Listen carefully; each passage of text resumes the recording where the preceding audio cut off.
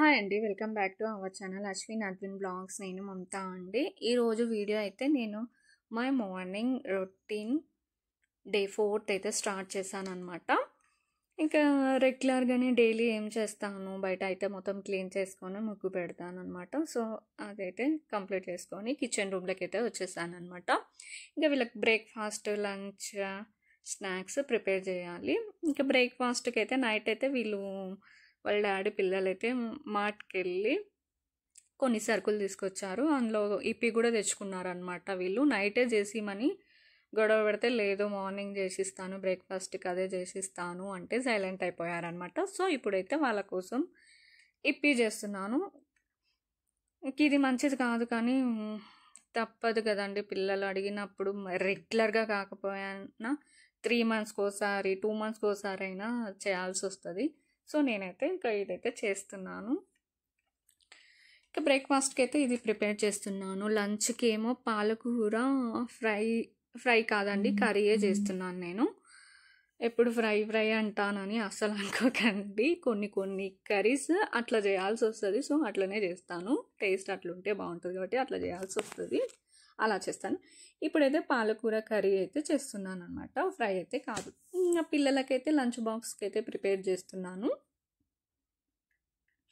రెగ్యులర్గా డైలీ ఎలా చేస్తాను, డైలీ ఎలా పెడతాను, సేమ్ అదే విధంగానే పెడుతున్నానండి. ఇంకా పిల్లలకు లంచ్ బాక్స్ ప్రిపరేషన్ అయిపోయిన తర్వాత నేను టోటల్గా ఇది కంప్లీట్ అయినాక, ఈ సెక్షన్ అయిపోయిన తర్వాతనే మా వారు పిల్లల దగ్గరికి రమ్మని చెప్తారు.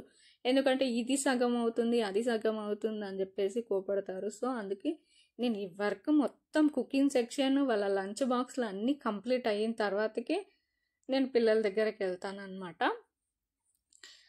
ఇంకా పిల్లలు అయితే ఇంకా లేవలేనట్టున్నారు, వాళ్ళ డాడీ లేపుతున్నాడు. ఇంకా వాళ్ళు లేచిన వెంటనే ఇంకా వాళ్ళకు స్నానాలు, బ్రషింగ్ చేయించేది తనే కాబట్టి రెగ్యులర్గా.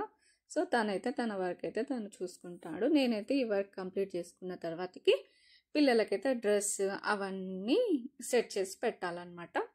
ఇంకా స్నాక్స్కి ఏం పెట్టాలి అని ఆలోచిస్తుంటే పపాయ ఉంది. ఇంకా వీళ్ళైతే పపాయ తెచ్చుకున్నారు. అశ్విన్కి అయితే చాలా ఇష్టం, అద్వికి. పిల్లలకి ఇద్దరికి ఇష్టమైన ఫ్రూట్ ఏదంటే ఇదేనండి.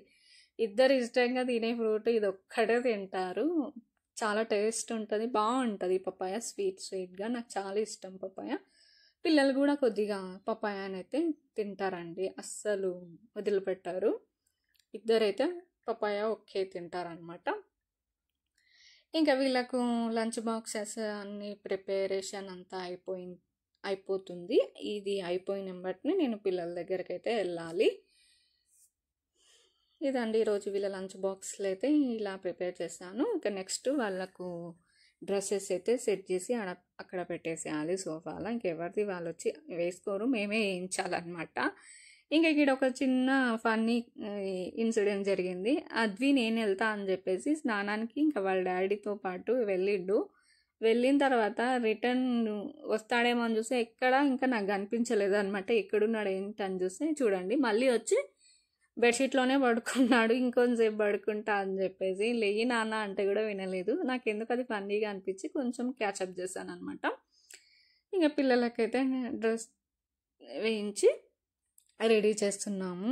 ఇంకా బ్రేక్ఫాస్ట్ తిన్న తర్వాతనే డ్రెస్ అయితే వేయిస్తామండి పిల్లలకు. అది ఎందుకు ఏంటి అనేది ప్రతి ఒక్క పేరెంట్కి తెలుసు.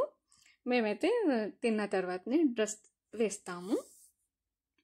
ఇంకొకటి ఇంకా వీళ్ళకు ఇంకా మేకప్ చేయడము అంటే ఇంకా పౌడర్ వేయడము, బొట్టు పెట్టడము. ఎంతవరకు ఈ ఏజ్లోనే మీ కోరికలు తీర్చుకోండి తల్లిగా. ఎందుకంటే వీళ్ళు కొద్దిగా పెద్దగా ఏంటంటే అసలు మనకు దొరకరు, బొట్టు పెడతామన్నా కూడా వినరు. మా అశ్విన్ అయితే నేను పెట్టుకుంటా మమ్మీ అని చెప్పేసి ఇప్పుడే అంటాడు.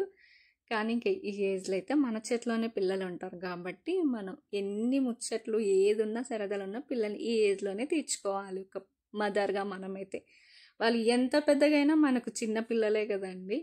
సో ఏది మిస్ చేయకండి, ఏ మెమొరీని మిస్ చేయకండి. ఇదండి ఇంకా పిల్లలైతే స్కూల్కి అయితే బయలుదేరుతున్నారనమాట. చూడండి అక్కడ అద్వి చేతిలో ఇప్పటికీ రిమోట్ ఉంది. రిమోట్కి పెద్ద స్టోరీయే ఉంది, అద్వితోనే ఉండాలని చెప్తాడు. అసలు వినాడు, రిమోట్ ఇవ్వడు ఎవరికి. ఇంకా స్కూల్కి అయితే బయలుదేరండి. ఇదండి ఈరోజు మా మార్నింగ్ రొటీన్ రొటీన్ బ్లాగ్ అనమాట.